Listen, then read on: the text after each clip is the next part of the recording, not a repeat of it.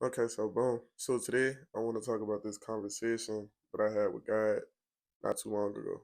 So in this conversation, I was just joking with God and talking about how I've made some really stupid decisions and how weak-minded I've been and how, just thanking him for still sticking with me through it all. And in the midst of me thanking him for sticking by my side and um, you know, making jokes about the bad decisions I've made, he put it in my heart and he told me how um even though I've grown and I have more wisdom and I'm more aware of what's right and wrong, and I've opened my eyes toward him, I'm more fragile now than I was when I was a child. I didn't understand what he meant by that at first. I ain't gonna lie. I thought I was kind of talking to myself for a minute until he explained what he meant, and then I understood for real. He said, "As you've grown, you've become more wise and rational. You've woke up to the realities of the world."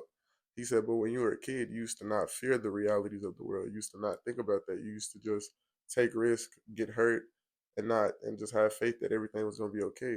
He said when you were a child, you didn't have stress, you didn't overthink, you didn't have anxiety. He said you've grown to be cautious. And we all have, you know.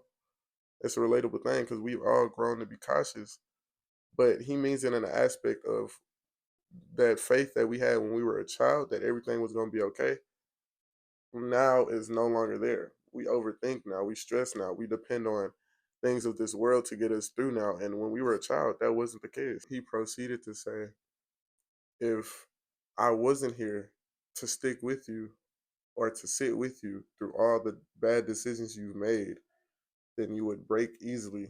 So simply put, moral of the story is we really need God more than we know.